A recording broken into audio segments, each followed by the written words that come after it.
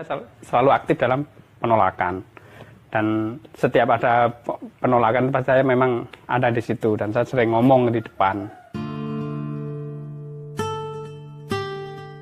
Udah lingkungannya sampai sendiri lihat itu jalan mulai ada tambahan, mereka belum ada perbaikan depan rumah saya. Awalnya diperbaiki, katanya diservis, diperbaiki, ada perbaikan jalan, tapi ini kan hot mix dulu aspal. Nah, habis itu diuruk sama geragal material, geragal koral, bebatuan pasir itu. Akhirnya saya tak tolak, karena apa? Ini kalau musim hujan, nah, pasti malah banyak orang jatuh, dan batu itu ada yang nganu. Kalau batu geragal itu kena ban, pinggirnya itu kan dipelindes langsung melesat. Itu ada rumah yang ada korban, kacanya pecah, itu kena batu urukan itu. Kalau korban mungkin kecelakaan akibat banyak ini depan rumah saya berapa kali ini. Tadi kemarin malam ya jatuh. Itu yang di sana itu sampai orangnya kritis, itu yang depan rumah sebelah itu. Tapi nggak sampai ada yang meninggal ya Mas ya? Saya nggak dengar kalau meninggal, tapi kalau luka-luka parah itu banyak di sini. Ini kan jalan berlubang-lubang semua ini. Lubang dalam, udah nggak ada aspal, tinggal geragal.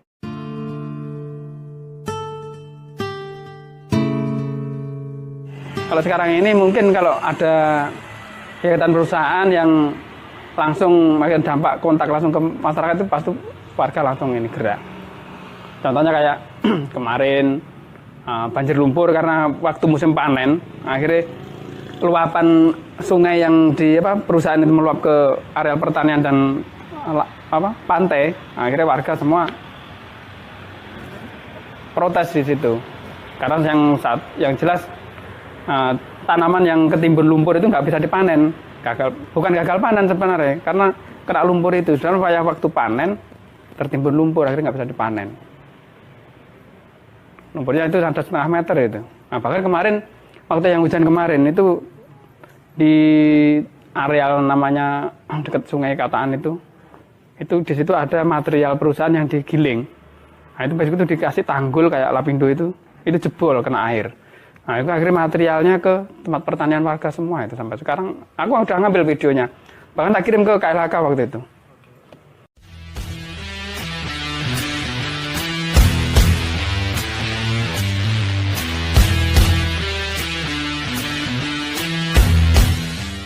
Saya tuh nggak nyentuh aja, nggak ngomong, nggak masalah PKI, dan tahu nggak. Bahkan polisi yang awal kan waktu itu malam kesini setelah selesai kita masang aksi spanduk yang katanya ada logo Palu Arit itu, malam jam 11 saya ditelepon sama pihak Kodim sama Koramil yang awal waktu itu pagi itu. Nah, dia udah katanya 3 kali ngelilingi spanduk yang dipasang, dan itu spanduk masih utuh, nggak berkurang, dan nggak ada satupun spanduk yang ada gambar Palu Arit. Di media macam-macam beritanya, katanya saya koordinator pengibar bendera Palu Arit demo aksi penolakan tambang. Nah, padahal benderanya juga itu di mana bendera, orang nggak ada yang mengibarkan bendera juga. Tapi anehnya di situ. Bahkan kalau memang seperti itu seharusnya polisi tahunya harus nyelidiki ke lingkungan. Apakah saya pernah bilang masalah komunis segala macam, padahal orang-orang sini nggak ada yang ngomong masalah komunis. Ya inilah bentuk-bentuk dari pihak korporasi untuk membungkam gerakan-gerakan supaya orang itu bisa dikriminalisasi, mungkin seperti itu.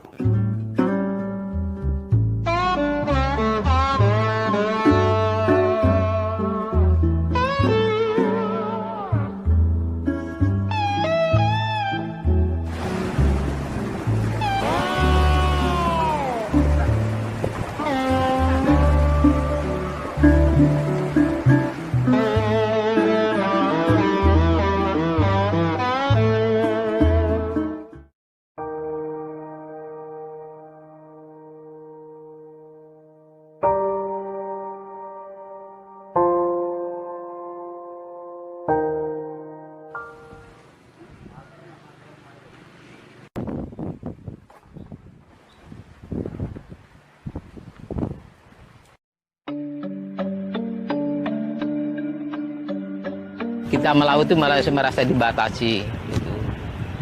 Kenapa demikian? Karena di areal pertambangan bagian selatan di Tumpang Pitu artinya di pertambangan apa ya bagian selatan itu di pesisir itu Mas ya. Di situ areal saya untuk tangkap ikan, untuk mendapatkan ikan yang maksimal di situ Mas. Itu. Tapi sekarang sudah dibuat pelabuhan oleh PT BSI. Jadi kita merasa terganggu. Kalau kita di sana ketahuan orangnya BSI, artinya penjaganya itu kita dipanggil, suruh merapat ke darat begitu.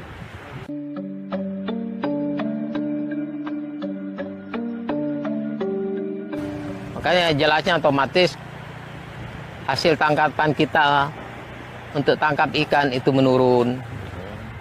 Kenapa?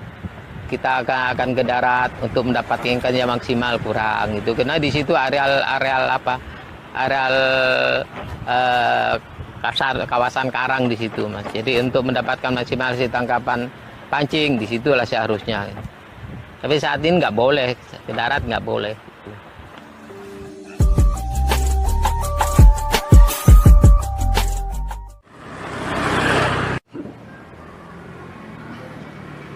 Jadi adanya posko ini karena awal-awalnya itu Brimob yang mendirikan posko di situ. Akhirnya masyarakat juga mendirikan posko yang ada di sebelahnya sini, yaitu posko biru ini.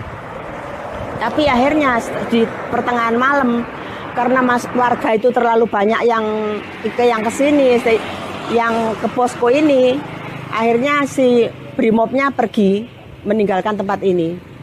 Tapi masyarakat tetap berada di posko dan sampai sekarang ini. Ya alasannya bahwa kita itu melindungi lingkungan, karena lingkungan adalah segala-galanya. Jadi kenapa kok ditolak pertambangan? Karena untuk generasi yang akan datang butuh lingkungan yang bersih dari pertambangan. Kalau pertambangan masuk jelas lingkungannya udah rusak, gunungnya udah rusak. Lingkungannya mungkin, airnya juga mungkin dari hari ke hari, dari tahun ke tahun pasti tercemar. Hari-harinya itu dampak yang terasa karena kan di BSI itu di Tumpang itu kan dibom. Jadi terasa getaran kayak ada itu. Ya kayak ada tsunami, gempa-gempa kecil gitu. Masyarakat Pesanggaran dan Sileragung sini nggak mau adanya pertambangan. Gitu. Jadi dengan apapun caranya, apapun resikonya, bahwa kita tetap melawan pertambangan, bahwa pertambangan yang nantinya akan merusak lingkungan kita.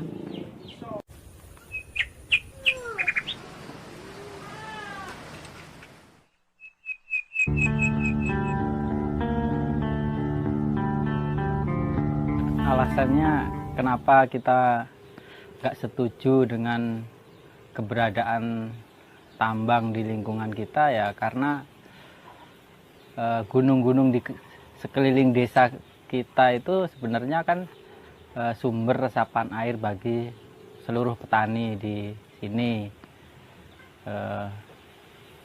di beberapa desa lah intinya itu sih.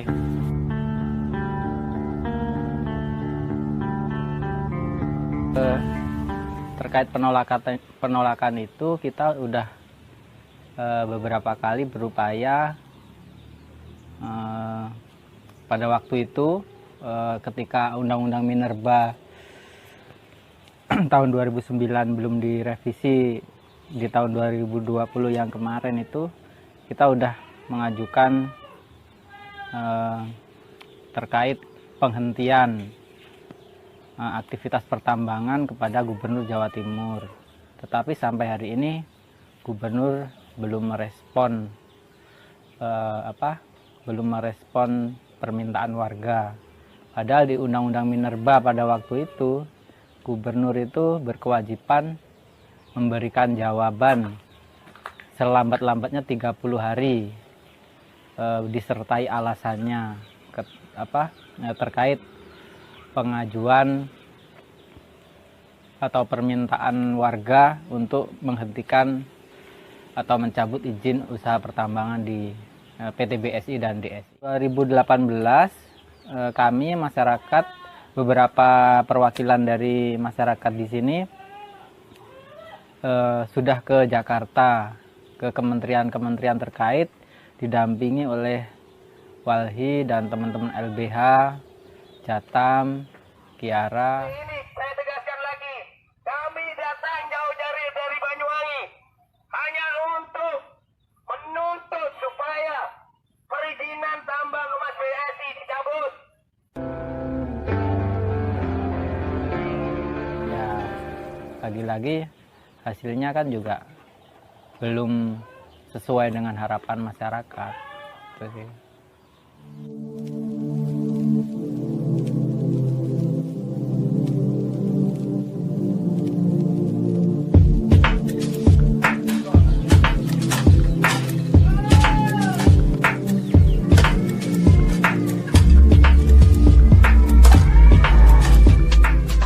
Siapa lagi mas tangki ini mas? Ya aktivitasnya ngene iki Mas, resik-resik. Yo kadang-kadang masak nasi wong-wong. Masalahnya kan piketku Mas. Ngono. Ya kadang-kadang yo kopi wong barang. Ya ngene iki Mas. Ngomong biasanya ini jam piro? Biasanya mrene iki yo magrib wis mrene Mas. Magrib terus mrene kabeh ngumpul. Iki berhubung mau masuk kerja piketku yo. Iya nanti gini Mas. Alasan saya tuh tolak tambang tuh karena apa? Saya ingin melindungi lingkungan dan jangan sampai lah lingkungan itu tercemar semua kayak lautan, ya kayak gunung, persawahan kayak gitu dan sekitarnya lah yang penting. Ya itu intinya orang-orang itu tolak karena itu semua. Kalau semua kita jadi tambang, kayak anak cucu kita besoknya mau makan. Kalau lingkungannya tercemar semua kayak batu lumpur, kayak itu limbah, bagaimana? Ya kayak gitu semua guys.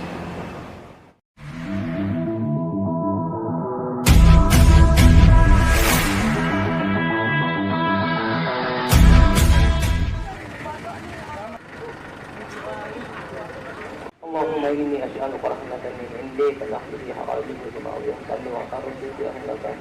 Ya.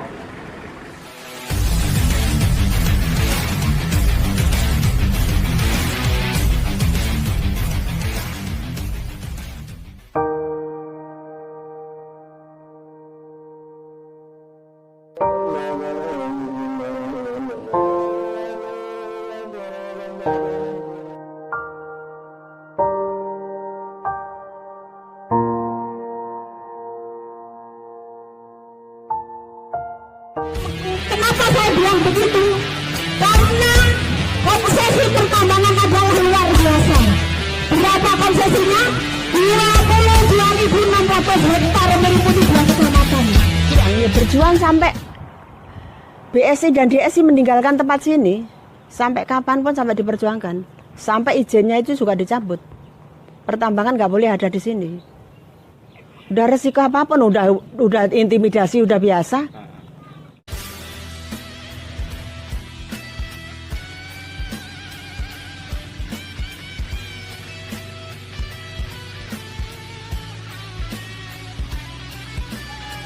Harapannya ya tambang itu dihentikan lah. Pemerintah terkait yang sebenarnya cuma diberi kepercayaan oleh masyarakat. Ketika masyarakat meminta agar tambang itu dihentikan, ya harusnya dihentikan. Itu sih.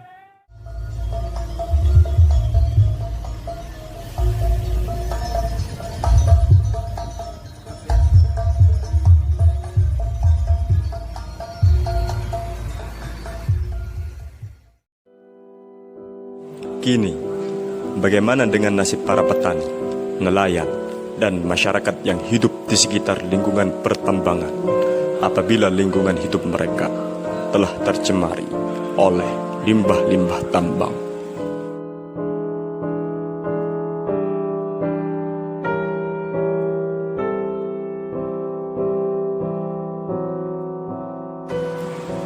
Akankah pemerintah mau bertanggung jawab atas segala kerusakan alam dan lingkungan yang telah nyata menghancurkan sistem kehidupan manusia?